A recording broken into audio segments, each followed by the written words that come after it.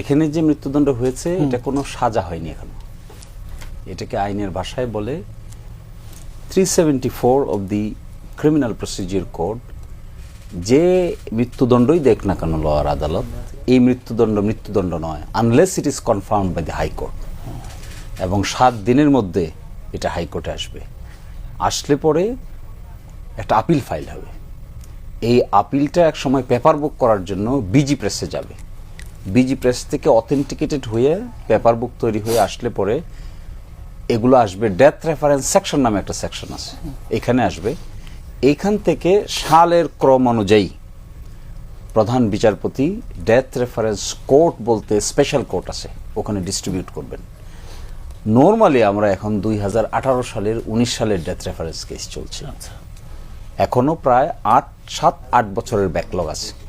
এখন এই মামলাটাকে fast track করার জন্য আজকে দেখলাম মাননীয় প্রধান বিচারপতি নারী শিশু সংক্রান্ত বিশেষ একটা বেঞ্চ আগামীকালকে থেকে দায়িত্ব পালন করবেন।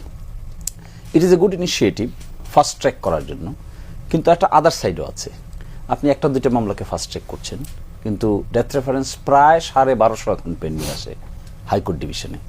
2018 সালের মামলাও পেন্ডিং আছে, এবং সেই থেকে আজ পর্যন্ত যে মামলাগুলো পেন্ডিং আছে, অতীতে আমরা দেখেছি, আমরা সিনিয়রদের কাছ থেকে গল্প শুনেছি, খন্দকার মাহবুব হোসেন, ব্যারিস্টার আব্দুর রাজ্জাক, ওনারা আমাদেরকে বলতেন যে হাইকোর্টে একটা ডেথ রেফারেন্স আসলে আগে 6 থেকে 8 মাস সময় লাগতো ডিসপোজ করার ক্ষেত্রে।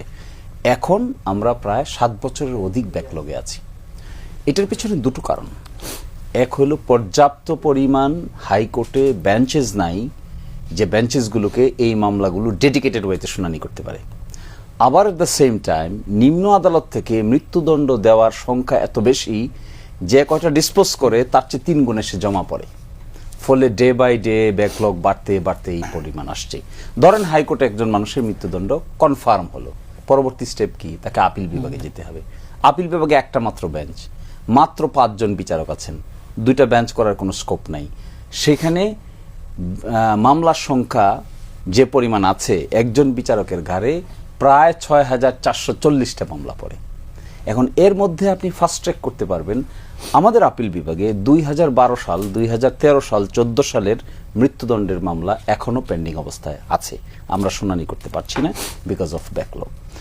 এই সব কিছুকে বাইপাস করে 1-2টা মামলাকে আপনি যদি ফাস্ট ট্র্যাক করেন, আপনাকে সিস্টেমেটিক পরিবর্তন করলে that could have been easier.